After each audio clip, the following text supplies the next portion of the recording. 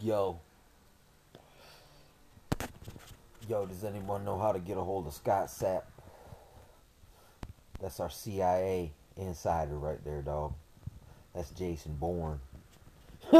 That's Jason Bourne out here. Uh, which I mean, it isn't. It's not the first time that anyone has ever said that the CIA somehow is connected in the music industry, from Kurt Cobain to the Beatles. You know, Jim Morrison and Jimi Hendrix and Janis Joplin and all got assassinated by the CIA. Old Dirty Bastard was saying that the CIA is trying to kill him. And I mean, I thought the CIA was trying to kill me because I mean, I didn't. These gang stalkers, it feels like they're the CIA or something because they're just so mysterious and so ever present and resourceful, and they got all these fucking operatives, man. So it feels like you're targeted by the damn CIA. I mean, to a person who's just totally oblivious to the shit that they do, you might think a person's schizophrenic and they're just imagining these things, but the more that you look into it, you find out there is a connection. Think about it, man. Music is the opiate for the masses, dude. Listen, everyone could want war all of a sudden, but you play the right song, and everyone, their whole state of mind would change. For look, it's the people who got killed the most either stirred up controversy or spoke too much on peace. The people who just said get high, have sex, just do whatever thou wilt. These people still are alive and kicking and making music, badass music. Me and my buddy, we had this revelation. Like, look, the Illuminati, they make great music. They make great movies. You know what I'm saying? They do epic shit because I mean you're working with the fucking. It's the super friends, but it's the anti super friends. You know what I'm saying? Of course, they got some talent over there in that camp, and it seems like the CIA's got handlers. Either they're coming in to keep the guys high, because I mean, in order to make really good music, I mean, it's so sad, but you really do have to be all doped out, drunk all the time. You got to be a wild man. You got to just say whatever you feel to make some genuine shit, whether it be geared towards good or towards chaos. Either way, the ends justify the means. I mean, even in that sense there. And I've partaken of that cup, and it works. You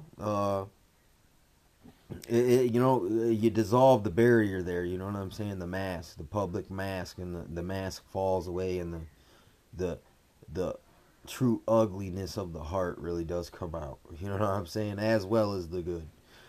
But so I'm seeing, you gotta, if this totally sounds fucking insane to you, I mean, there's a dude named Yash Karah, and he makes a lot of videos about the music industry and their rituals and the sacrifices and the Kabbalah connection. And how that the 27 Club, how that was a ritual. Even Heath Ledger in the music, or not in the entertainment, the actors, same thing. It's guilds, man. There's music guilds, guilds of musicians, guilds of actors. There's your connection back to the secret societies, because they get initiated into a mystery school. There's many ways to get initiated into the mystery school. One way is through school, college.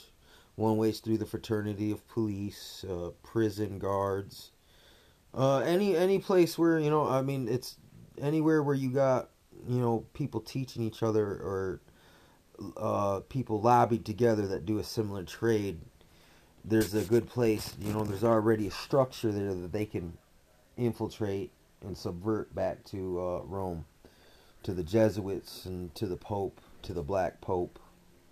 I mean, because, the Zionists, the Satanists, the Luciferians, the Catholics, these are, ISIS. This is all the same beast.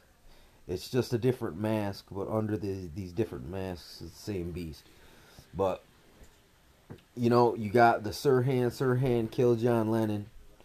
And John Lennon was making more of these make you question things songs, and then I mean John Lennon was singing about the New World Order. That song, imagine all the people, you know, uh, being as one. And it's exactly that's Satan singing through him. He channeled Satan's New World Order, but it was painted in a romanticized way. It's the utopia. It's Huxley. You know what I'm saying? It's Orwell.